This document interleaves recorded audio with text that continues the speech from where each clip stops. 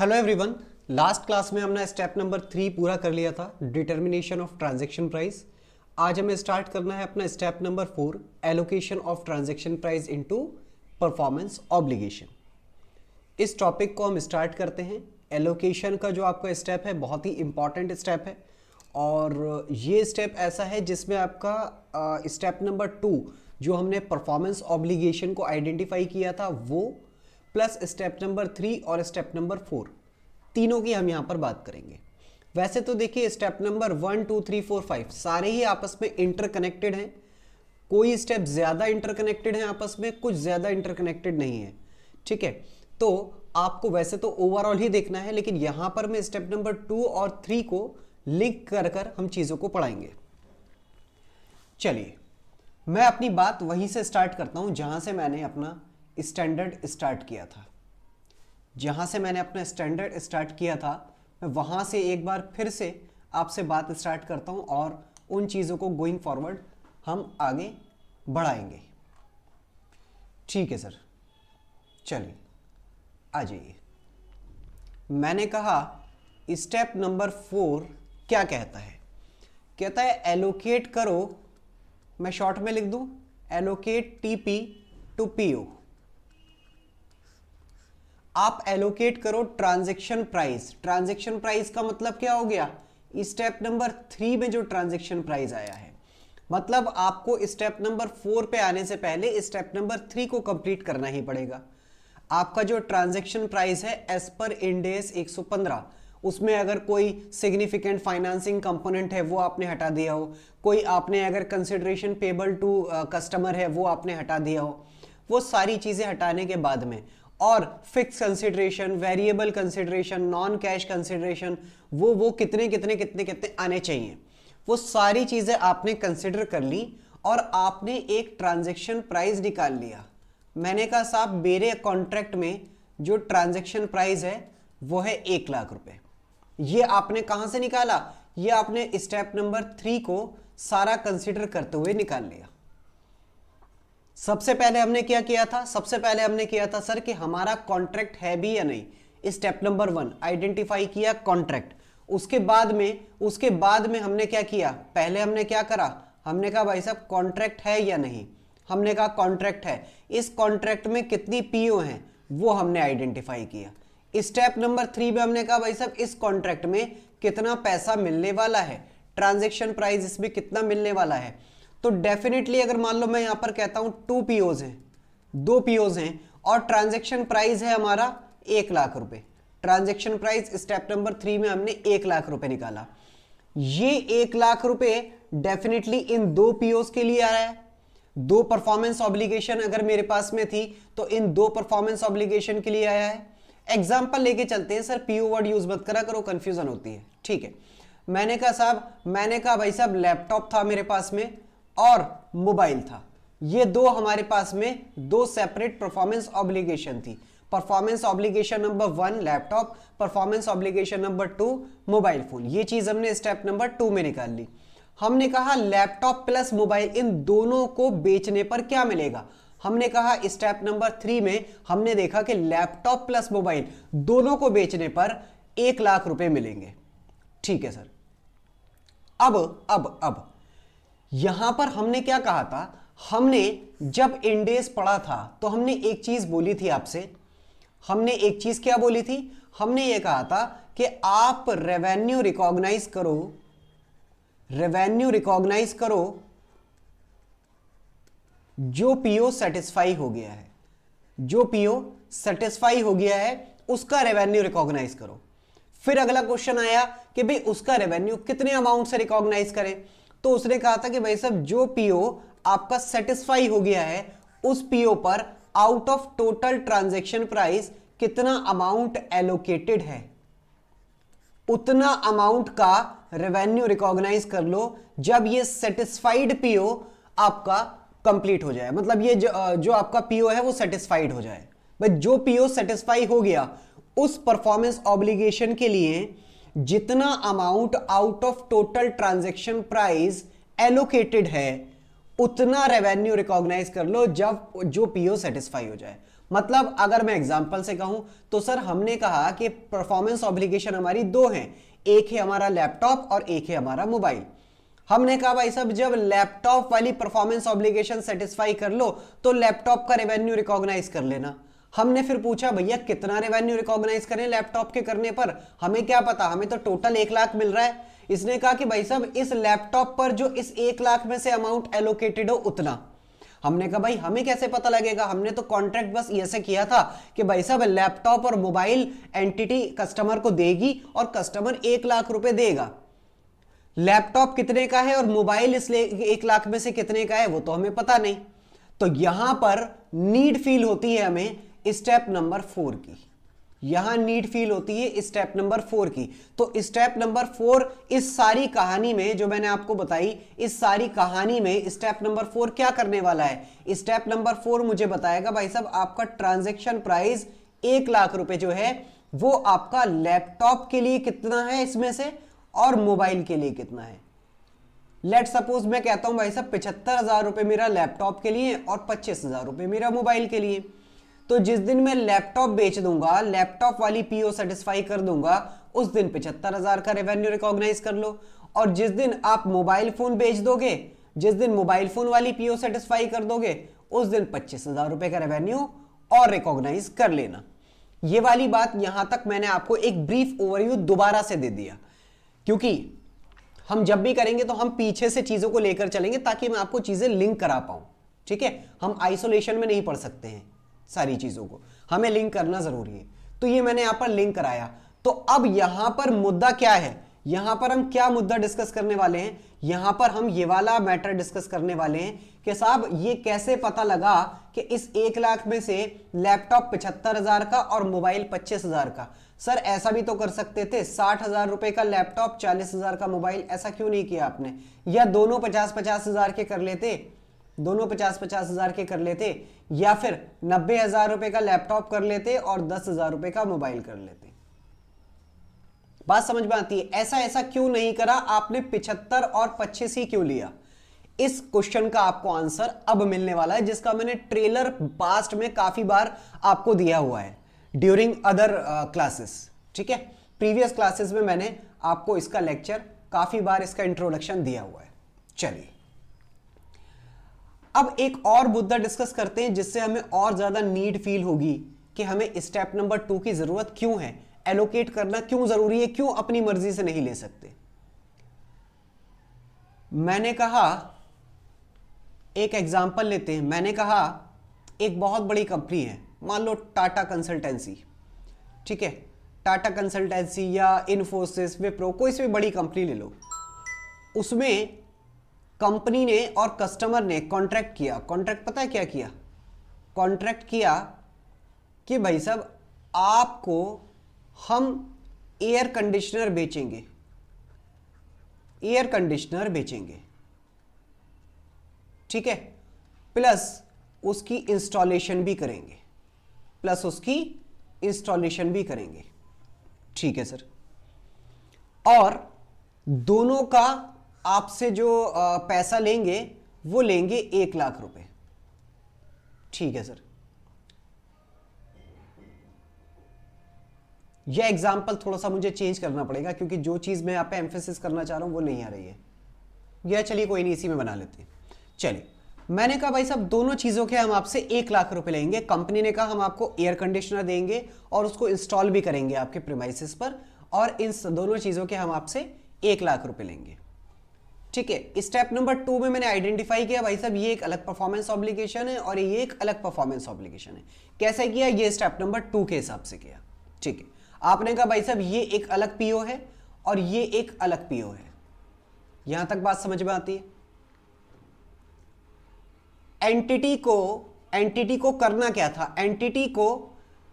Entity चाहती थी कि हमारा प्रॉफिट कम से कम रहे ताकि हमारा टैक्स लायबिलिटी कम से कम आए। हमारा प्रॉफिट कम से कम रहे ताकि हमारी टैक्स लायबिलिटी कम से कम आए और हमारा रेवेन्यू अभी ज्यादा ना दिखे।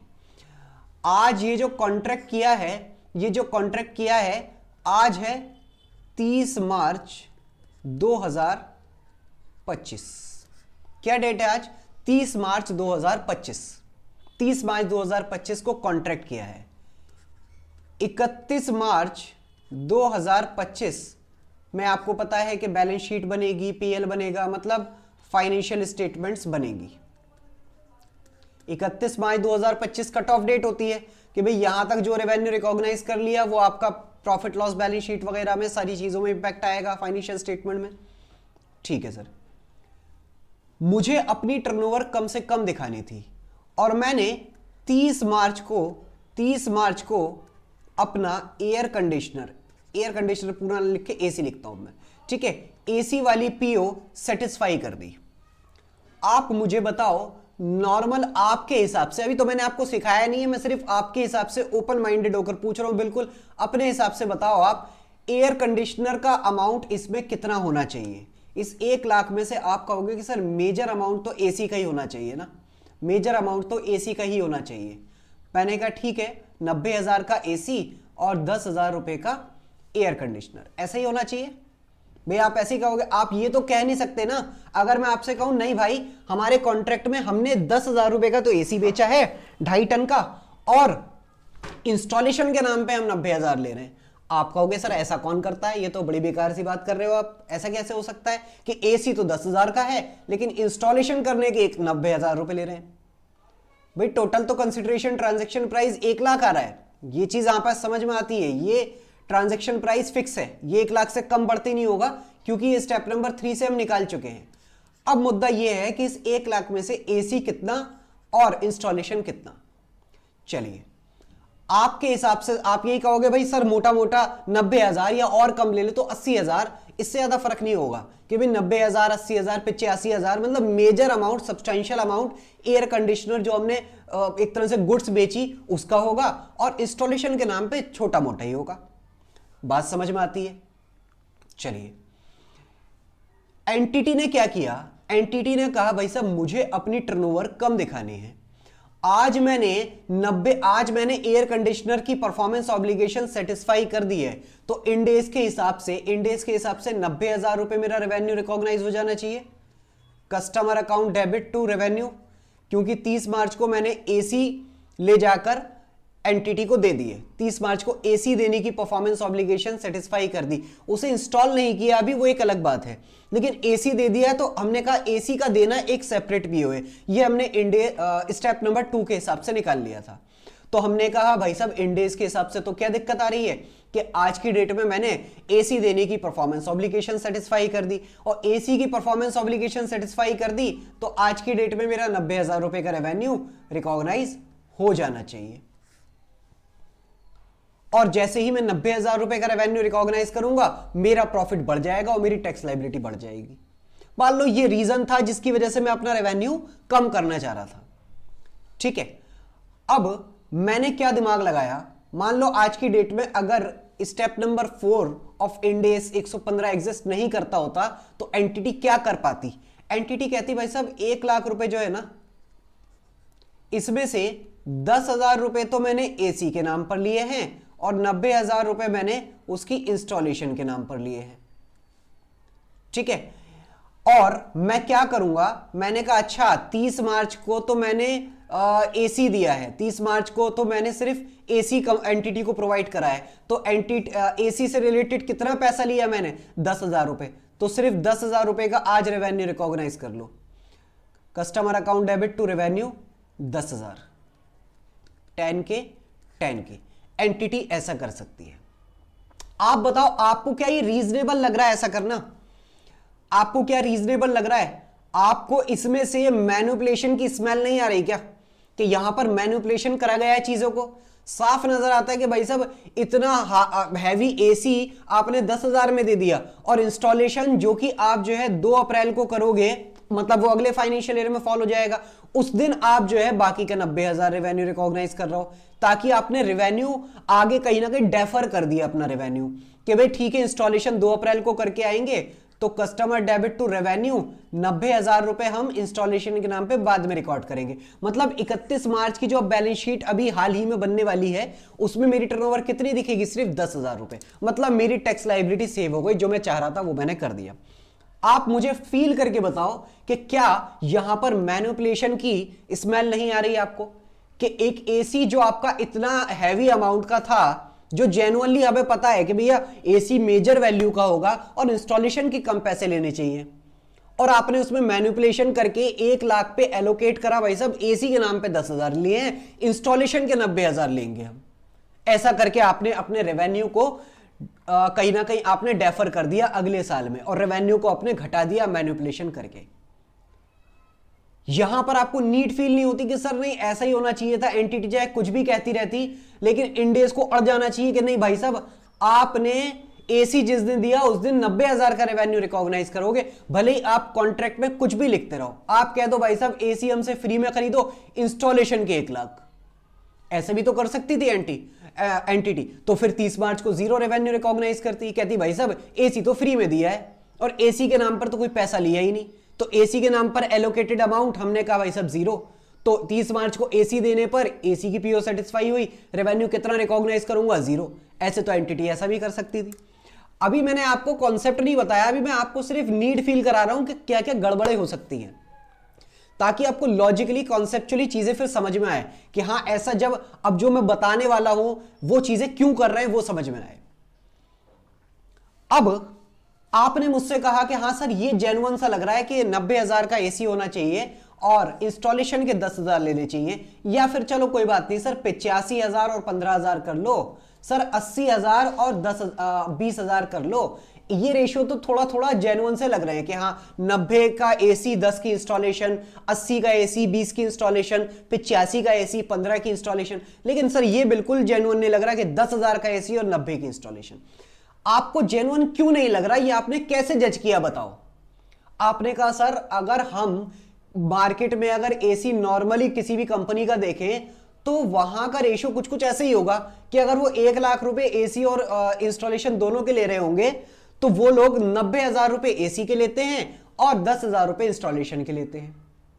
और मैं भी अगर सिर्फ एसी बेचता हूं, अगर मैं सिर्फ एसी बेचता, मान लो मैं एंटिटी, और मैं आपसे ही कहता भाई साहब सिर्फ एसी बेचूंगा, इंस्टॉलेशन बाहर से किसी और थर्ड पार्टी से आप करा लो, ठीक है, क्योंकि इंस्टॉलेशन एक सेपरेट पीओ हो सकता है, एसी मैंने बेच दिया, एक मैंने पीओ सेटिस्फाई कर दिया, तो क्या तब भी एंटिटी है? अगर मान लो कस्टमर ये कहता नहीं भाई साहब अच्छा 10,000 का एसी लगा रहा हो, 90,000 इंस्टॉलेशन के ले रहा हो, ठीक है 10,000 रुपए में सिर्फ एसी दे दो, इंस्टॉलेशन में बाहर से करा लूंगा, क्या तब भी एंटिटी इसको एसी 10,000 में दे देती?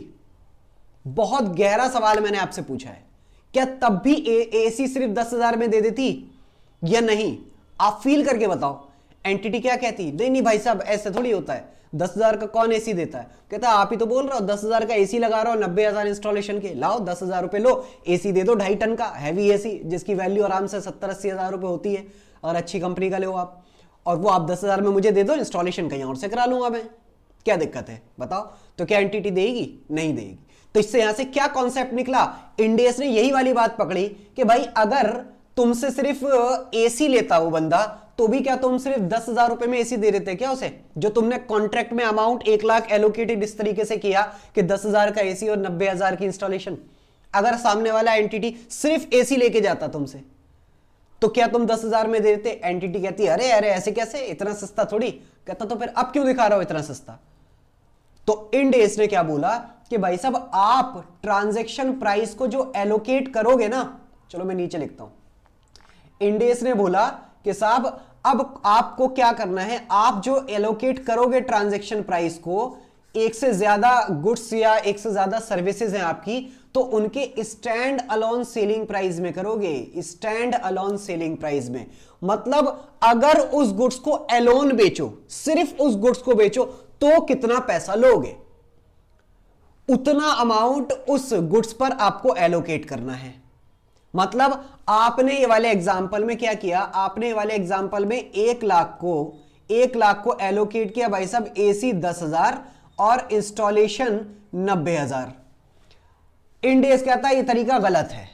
आप 1 लाख को ऐसे एलोकेट करो कि अगर आप एसी को सिंगली बेचते, एसी को सिंगली बेचते, इंस्टॉलेशन नहीं देते सामने वाले को, तो एसी कितने का बेचते? उसने कहा भाई साहब फिर हम एसी बेचते हैं 80,000 का।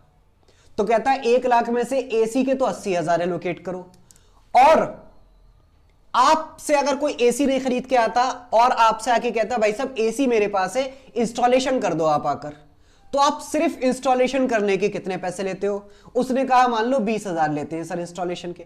तो कहता है इस 1 लाख में से एसी के 80,000 मानो और 20,000 इंस्टॉलेशन पर एलोकेट करो। मतलब जब एसी बेच दोगे तो 80,000 का रेवेन्यू रिकॉग्नाइज कर लो, और जब इंस्टॉलेशन उसकी करके आ जाओगे तो 20,000 रुपए का और रेवेन्यू रिकॉग्नाइज कर लेना। इंडेस ये मुझसे कहता है। तो इंडेस मुझसे क्या कहना चाहता है पता है?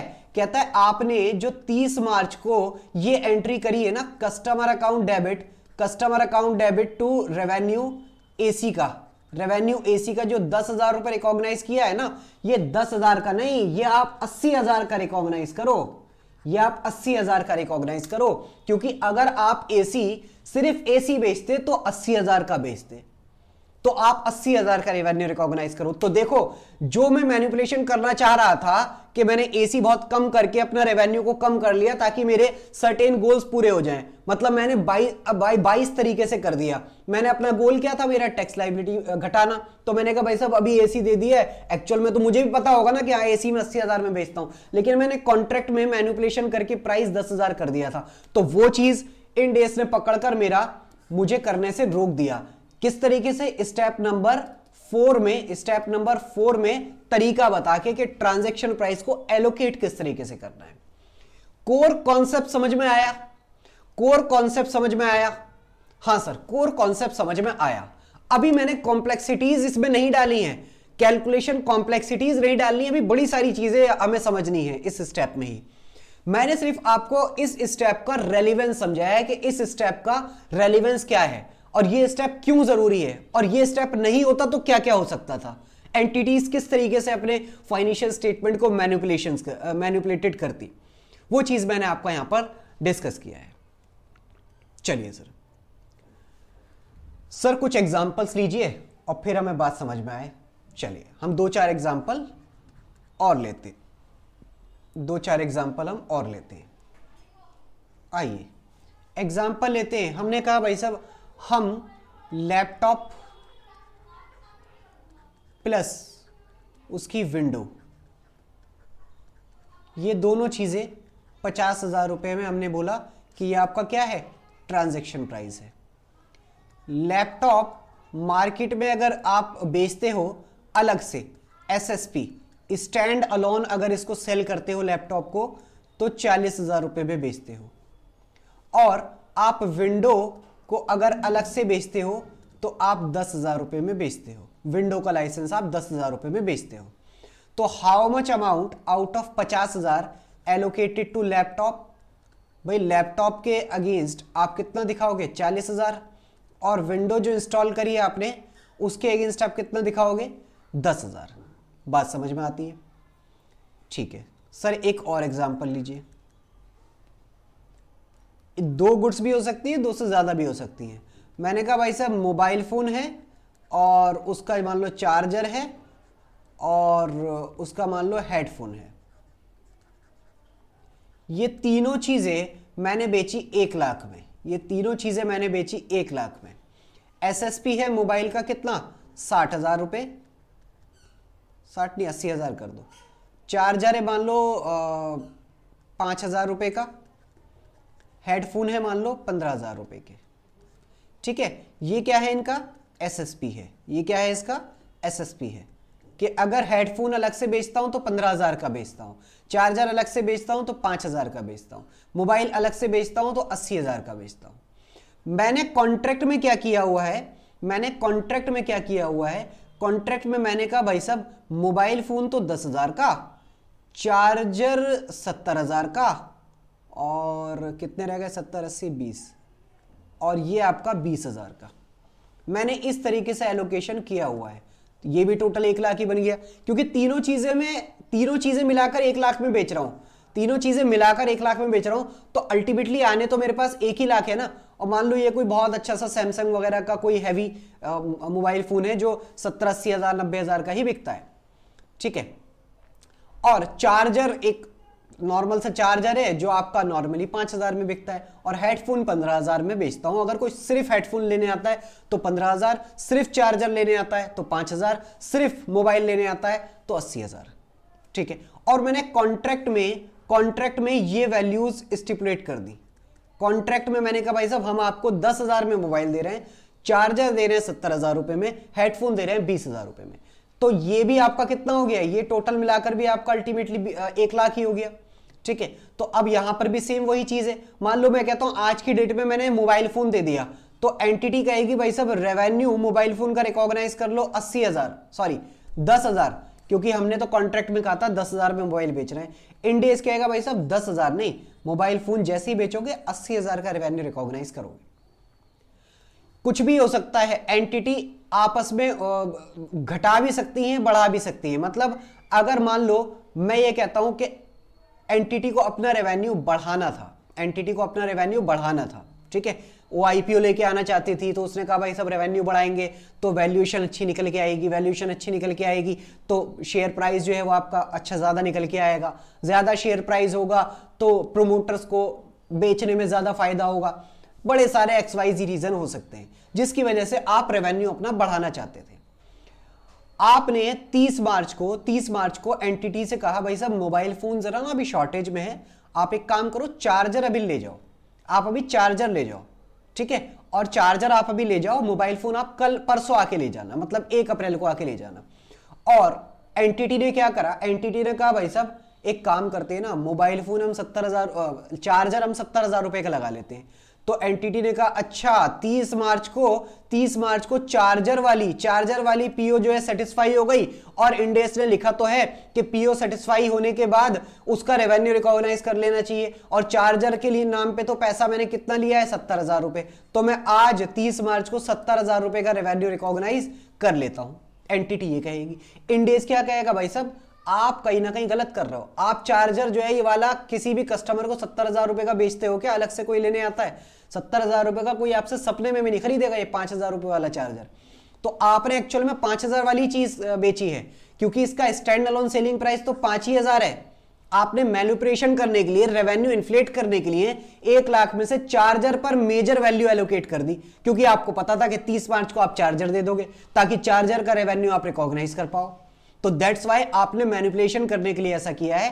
तो आप चार्जर जिस दिन आपने 30 मार्च को बेचा है उस दिन ठीक है आप रेवेन्यू रिकॉग्नाइज करो, हम उससे नकार नहीं रहे आपको कि आपने पीओ सेटिस्फाई कर दिया तो डेफिनेटली रेवेन्यू रिकॉग्नाइज होना चाहिए, बिल्कुल होना चाहिए। लेकिन कितना होना चाहिए, amount allocated to such performance obligation out of total transaction price, और allocated as per step number 4।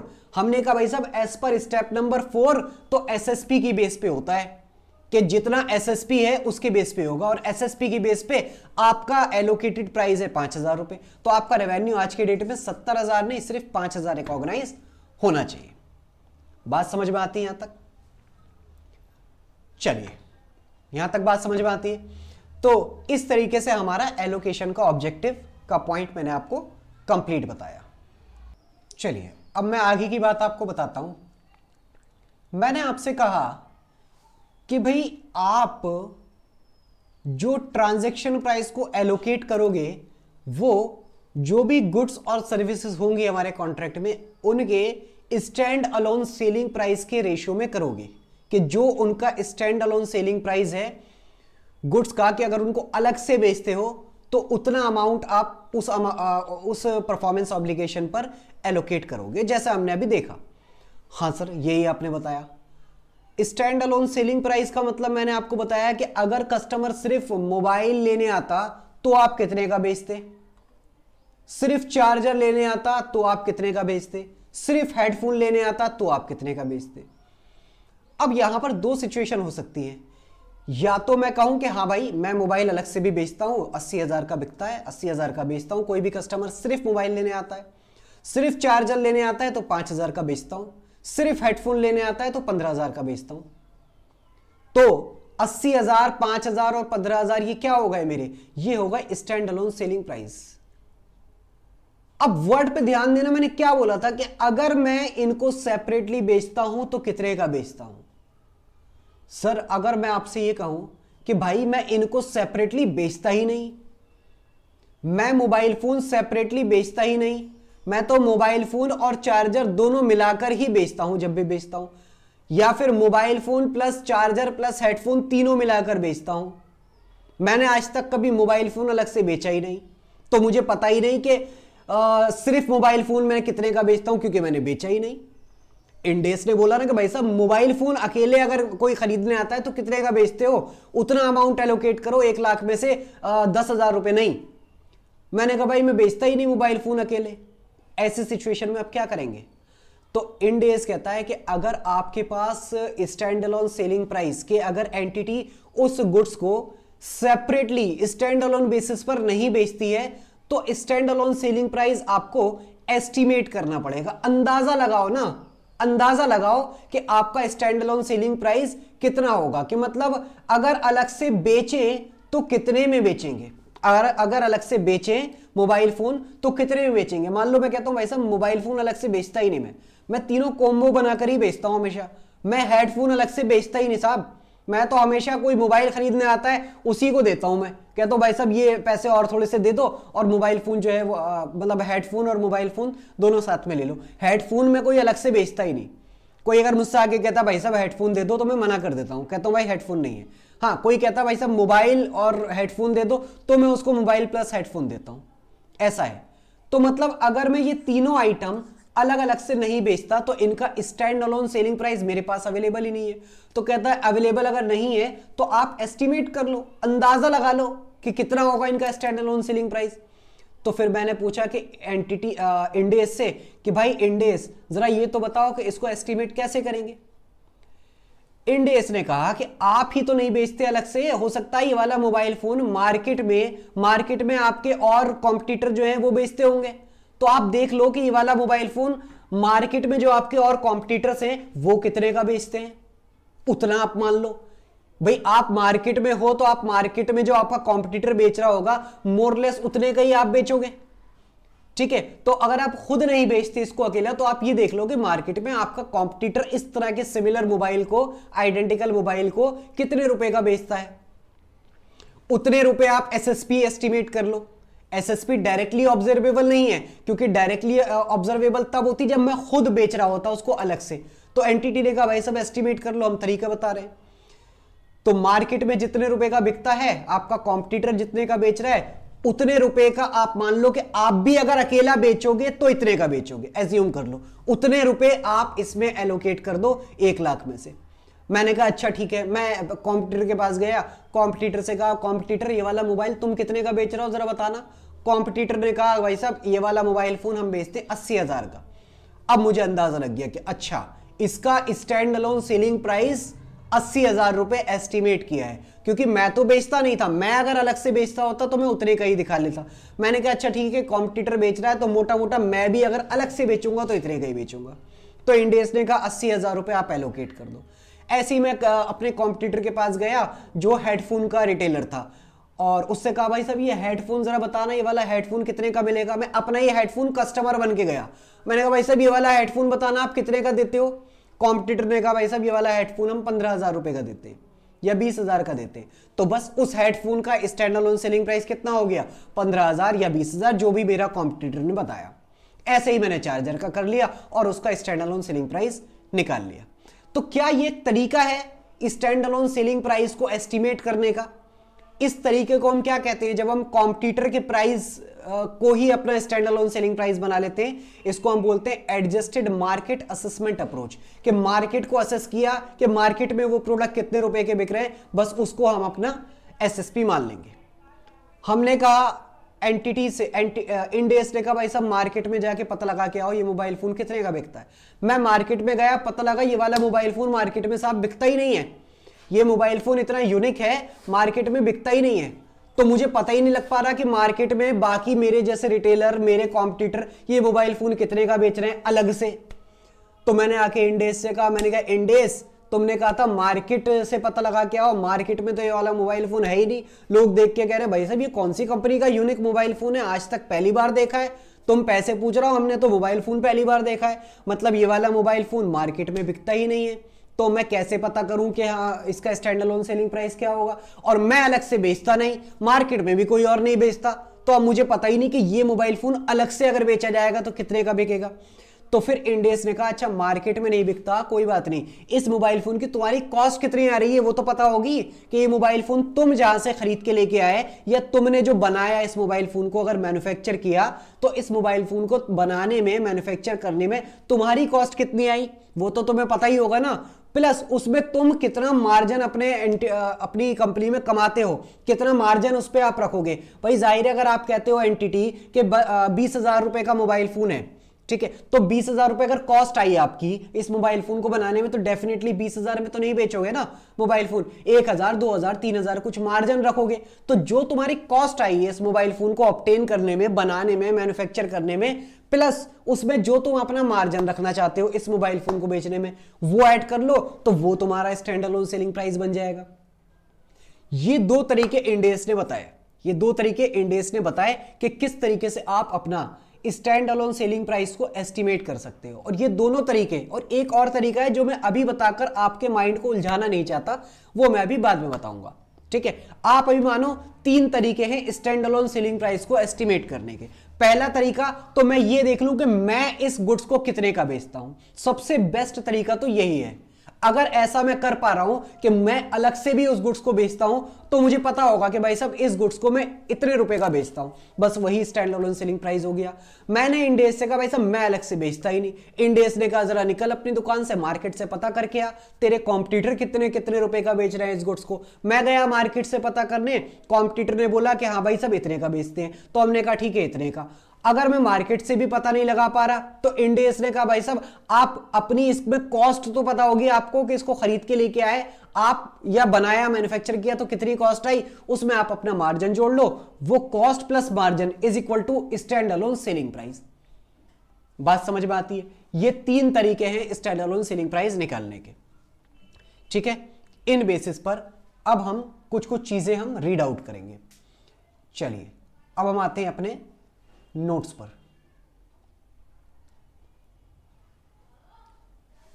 आ जाइए नोट्स पर, आ जाइए, हम कुछ चीजें पढ़ेंगे, ठीक है।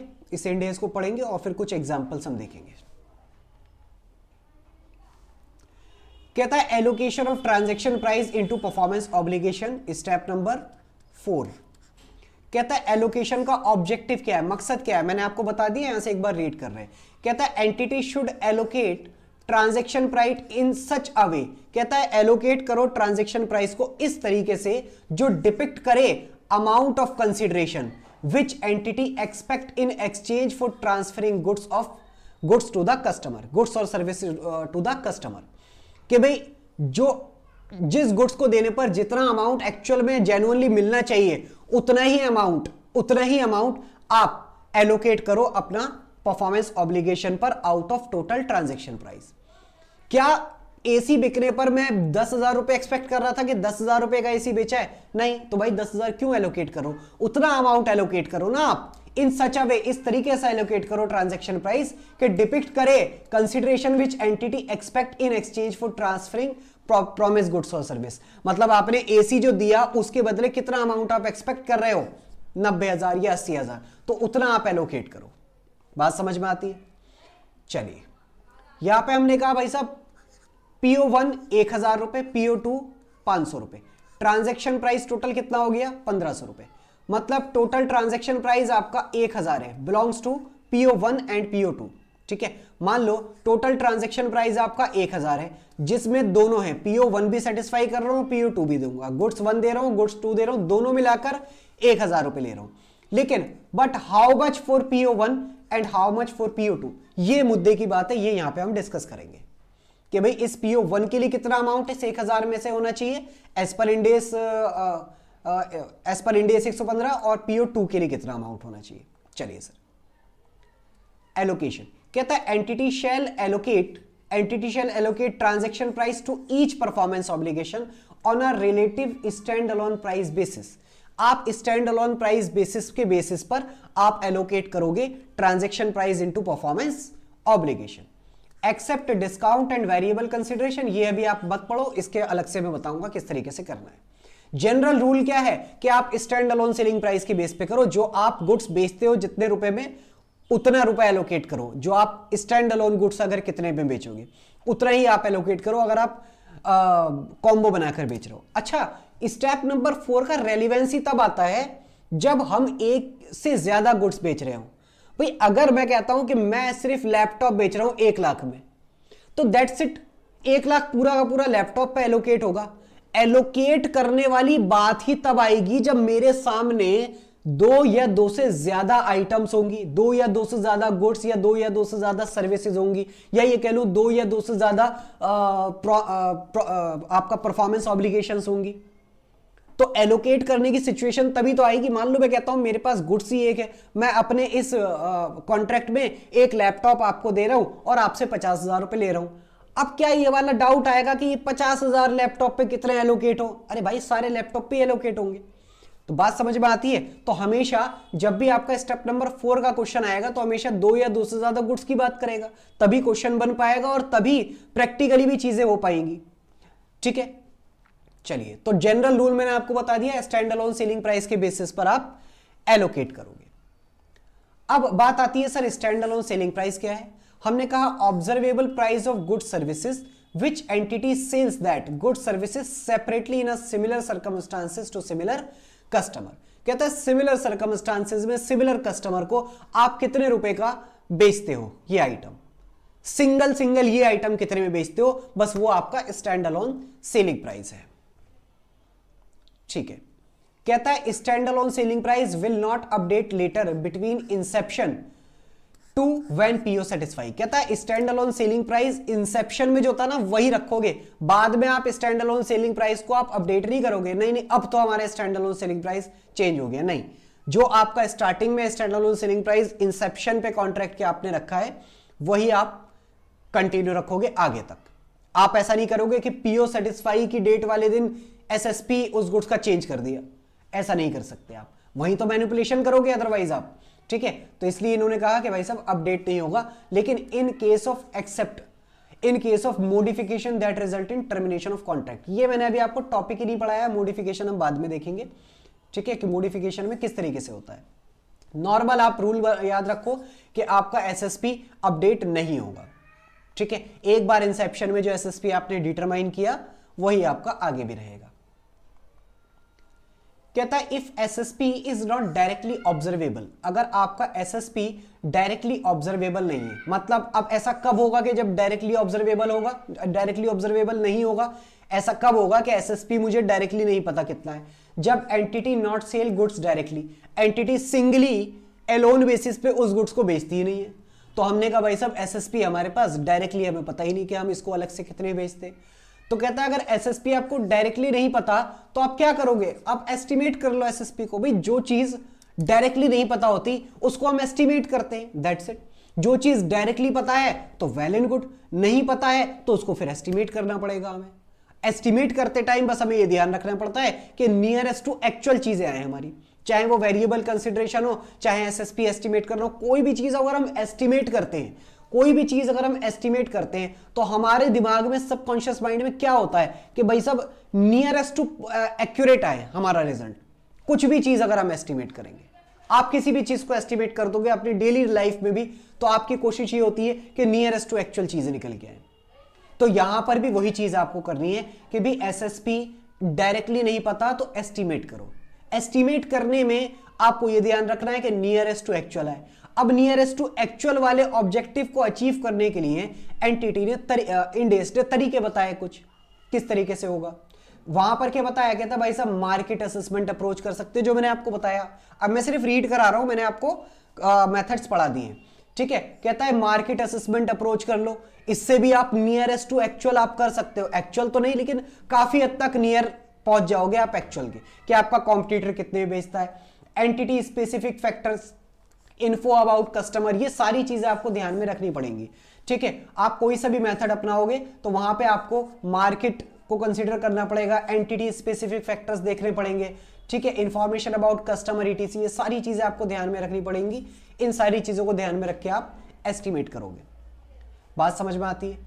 कहता है contractually stated price of good services may be the SSP of goods, but if not then ignore that price and calculate the SSP again। ये वाले पॉइंट पे मैंने आपको एसी वाला और उसका एग्जांपल दिया था। मान लो अगर मैं कहता हूं कॉन्ट्रेक्चुअली स्टेटेड प्राइस कितना है एसी का 80,000 और इंस्टॉलेशन का 20,000, और मैं एसी अगर अलग से कोई लेने जाता है, खरीदने आता है मुझसे, तो मैं उसको 80,000 का ही एसी देता हूं, और अगर अलग से कोई मुझसे इंस्टॉलेशन कराने आता है एसी की तो मैं उससे 20,000 में इंस्टॉलेशन करता हूं। कॉन्ट्रेक्चुअली स्टेटेड प्राइस कितना मैंने डिटरमाइन किया आपके साथ में कि आपको 1 लाख में से 80,000 रुपए एसी के नाम पर ले रहा हूं और 20,000 रुपए इंस्टॉलेशन के नाम पर ले रहा हूं। और अगर कोई अलग से एसी लेता है तो मैं उसको 80,000 में ही एसी बेचता हूं, और अगर कोई अलग से इंस्टॉलेशन लेता है तो मैं उसको 20,000 में इंस्टॉलेशन देता हूं।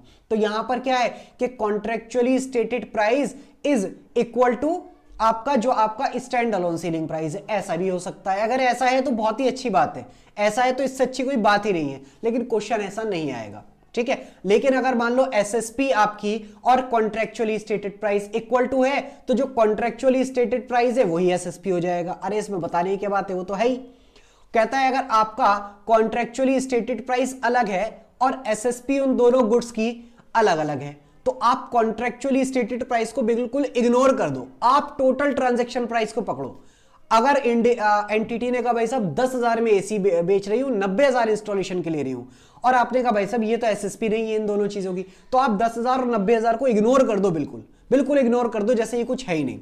आप कहो भाई साहब आपने 80,000 में एसी बेचा और 20,000 रुपए इंस्टॉलेशन के लिए, आप पूरे 1 लाख के ट्रांजैक्शन प्राइस को एसएसपी की बेस पे एलोकेट कर दोगे। बात समझ में आती है? ये चीज आपने करनी है। अगर आपका स्टेटेड प्राइस जो है आपका वो अलग है, तो आप स्टेटेड प्राइस जो कॉन्ट्रैक्ट में था उसको इग्नोर कर देंगे, उसकी कोई रेलिवेंस नहीं है ना। आप लॉजिकली समझो, उसका कोई रेलिवेंस नहीं है। एंटिटी का क्या, एंटिटी तो कुछ भी करती रहेगी।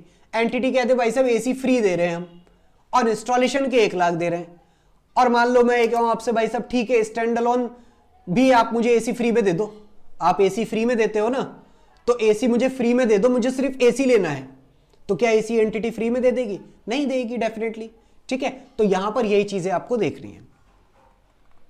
फिर हमने पढ़ा कि भाई साहब आपका मेथड ऑफ एस्टिमेटिंग एसएसपी क्या है, कि आप एसएसपी किस तरीके से, मेथड क्या है, आप जिस तरीके से एसएसपी को एस्टिमेट करोगे।